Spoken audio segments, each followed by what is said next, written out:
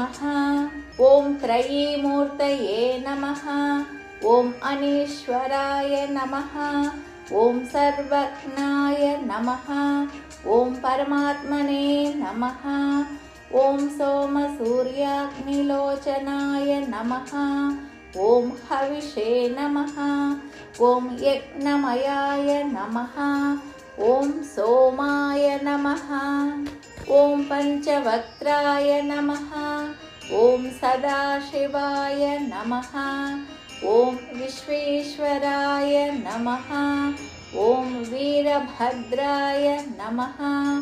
ॐ गणनाथाय नमः। ॐ प्रजापतये नमः। ॐ हिरण्यरेतसे नमः। ॐ दुर्दर्शाय नमः। ॐ गिरीशाय नमः। ॐ गिरीश